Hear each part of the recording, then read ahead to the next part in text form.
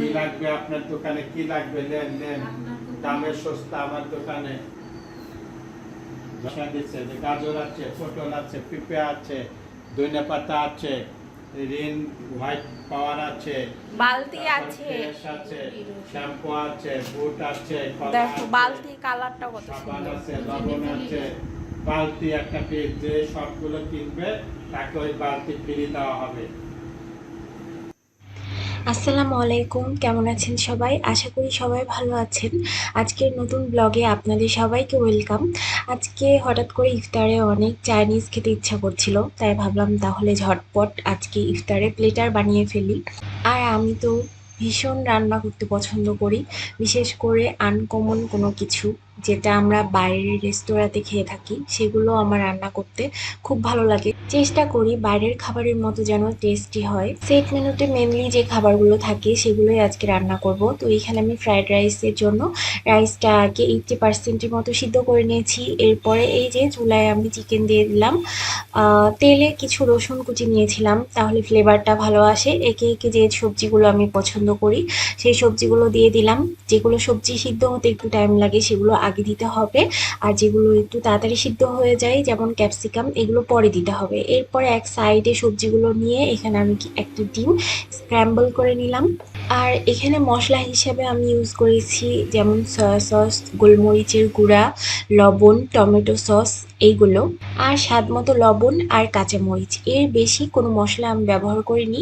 আর এই যে ধনিয়া পাতাগুলো কুচি করে দিয়ে নিয়েছি। যারা ধনে পাতা পছন্দ করেন অবশ্যই ফ্রাইড রাইসে ধনে পাতা দিয়ে একবার চেষ্টা করবেন, দেখবেন অনেক ভালো লাগবে। এরপরে আমি ওই যে সেদ্ধ করা রাইসটা দিয়ে নিলাম। এরপর ভালোভাবে নেড়ে চেড়ে নিলেই আমার কমপ্লিটলি ফ্রাইড রাইস একদম রেডি। আর এই যে ফ্রাইড রাইসটা দেখে নিশ্চয়ই বুঝতে পারছেন যে এটা কতটা ঝরঝরে হয়েছে।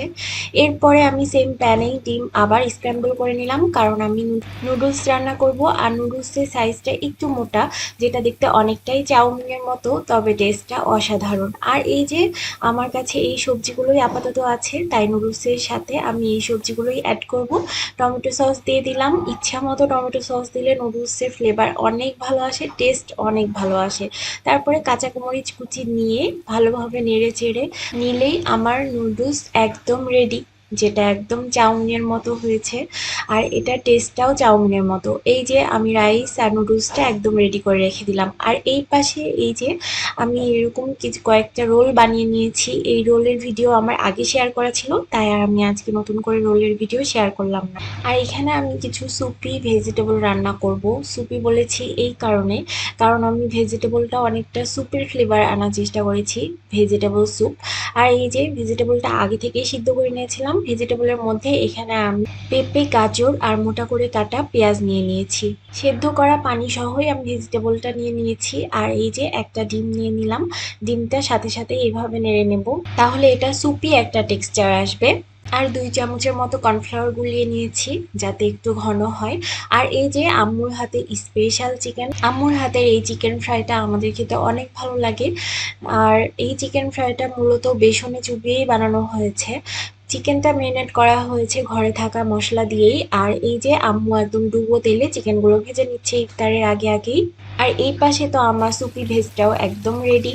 আর এই পাশে চিকেনগুলোও ভাজা হয়ে গেছে, এখন উঠাই নেবার পালা। ইফতারের জন্য প্লেটগুলোও রেডি করে নিয়েছি। আর এই যে ভেজিটেবলটা বাটিতে বাটিতে নিয়ে নিয়েছি, আর যা যা বাকি উপকরণগুলো ছিল সেগুলো নিয়ে নিচ্ছি প্লেটে প্লেটে।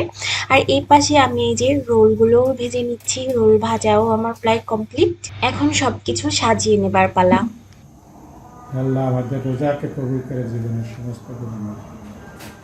আল্লাহ রোজা ভুল ত্রুটি মাফ করে রোজাকে কবুল করে জীবনের সমস্ত গুনাহ মাফ করে দাও।